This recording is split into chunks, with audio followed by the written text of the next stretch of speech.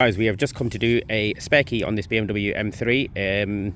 It's on a 2016, so let's get started. First thing we always do, we check to make sure there's no fault codes on the dash. As you can see, we're all clear.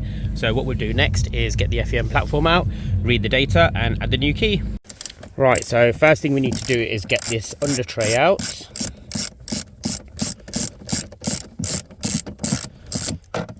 It's got two 10mm bolts, one on either side. We've already done this, but we also need to remove these. Now, when you take these off, the clips will stay in there. So once you've completed everything, you just got to remove these little clips, put them back into the trim, and then it will just clip back in again. So once we've got this out, these literally just pull down. You do need to remove the cigarette lighter port from there, and there's a light at the back as well. Just unplug that and we can get that out of the way. Then we just need to take this side trim off as well, so I'll get that off. Now, what I always do with these is I always take a picture of the plug line up, even though I know where they go.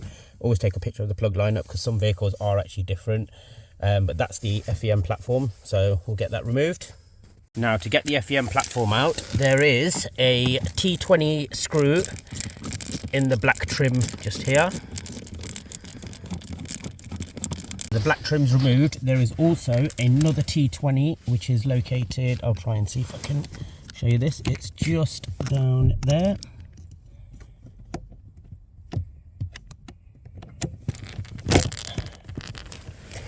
Trying to do this one-handed, not the easiest. And that's what actually holds the FEM platform in place.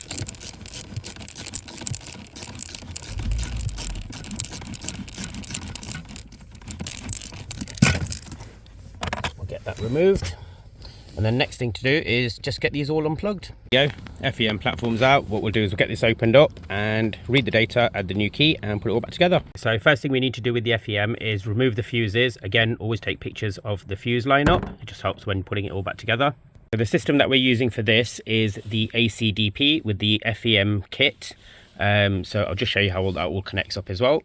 This is the FEM adapter, and basically you have two holes, one there and one there, and it's got two studs on it, and basically they just input from there and then it clamps on. But I'll show you once that's all put on. There we go, so that's all clamped on. It's literally goes straight through the holes, and then it comes with a locking PCB, which basically the pin lineup go onto the actual EEPROM chip, and then the PCB lock just goes in place, and that basically holds it down and keeps it connected. Then you also have this adapter here as well. Now, easiest way to identify this and the way it goes on is when you put the adapter on, it will go onto the two middle plugs. It slots in place, and just to make sure that you've got it in the right place, you'll see the last adapter, the last plug, sorry, just sticking out from the FEM adapter. Once that's done, you have this cable as well, which is basically your power cable, and then that will attach to the FEM's power, and on the ACDP adapter as well, it's got a 12-volt power plug there, so it just attaches onto there. Then we have, and I'll just show you, we have two leads as well. This one goes on to the OBP adapter for the ACDP, and then plugs onto the FEM board, which is just there. And then we've got the other one which goes onto the EEPROM chip. Again, that just plugs straight in, and it will plug into there. So if you look there, it says IDC, try and be a bit clearer, there we go, IDC 20, which goes onto the FEM adapter board, and then we've got IDC 8, which goes onto the EEPROM chip.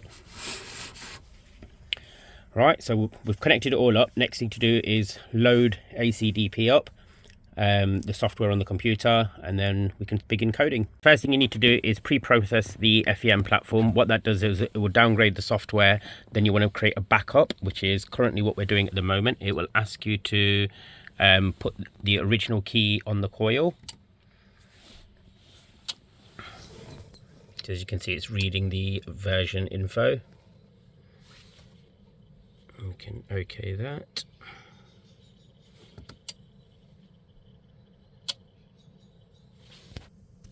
Right, so if you look here, it's basically creating a file name that we need to save. So we will save that.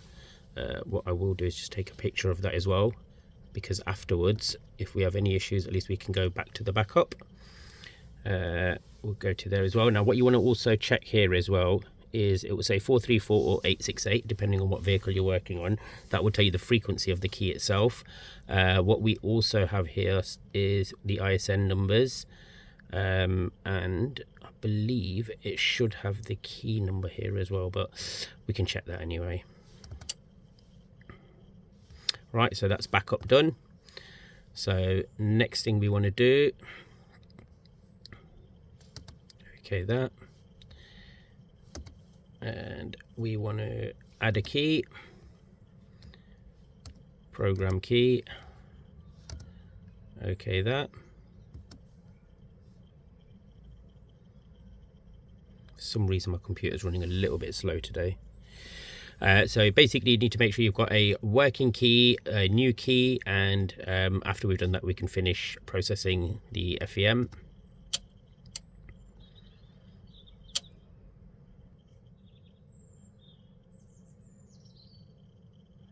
So what it's asking us to do is put the original key on the coil, which basically is on the adapter board.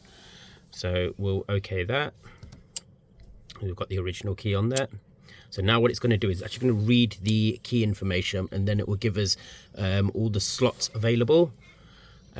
We will take a picture of this as well, because if you look there, it says the key ID. That's the key ID of the original key.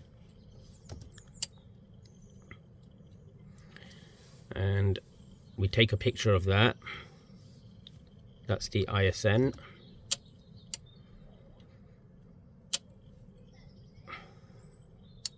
Now it should bring up a key list. There we go. This has got key 0 is already populated, key 1 is already populated. What I like to do is normally put it into key 8. The reason for this is because if they ever lose the keys once, like years to come or whatever, and they end up taking the vehicle to the dealer, or if the car gets sold and the person doesn't have your number, they can take it to the dealers and they can get a new key. So what we will do now is we will click OK into key 8, and it will ask us, I'll just show you here, it's going to ask us to put the new key on the coil. So that's the new key that we're providing. We'll put that on the coil, click OK, learning key.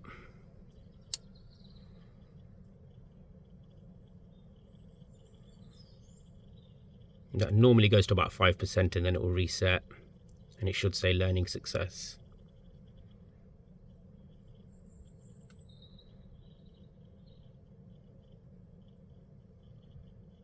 There we go.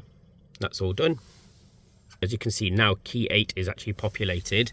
It will ask you, it will bring up the key, the actual key numbers again once you've programmed the first one. We just need to click exit there because we're not adding any extra keys. So exit from there. It will upload the data. It does create a log file. You can save that if you want. Well, you can take a picture of that if you want. And then we will literally just exit out of here all the way.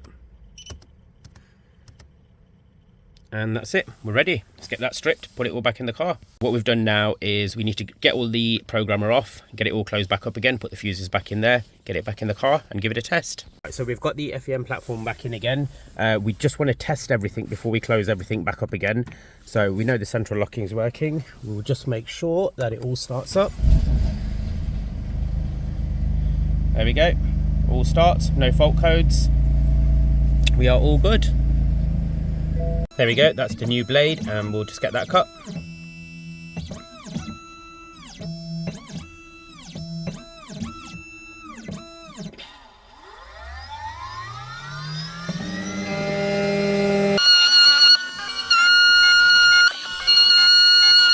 Right, we are all done, guys. That's the new key, that's the original key. I'll just show it you all working. A little bit dark at the minute. Oops, all locks and unlocks. Let's just get a light on. And all starts up. Another happy customer. If anyone needs any car keys doing, just give us a shout at P1 Autokeys. Cheers. Thanks for watching, guys. If you found this video helpful and useful, please give us a subscribe, a like, and come back for more because we've got loads more how-to videos coming. Cheers.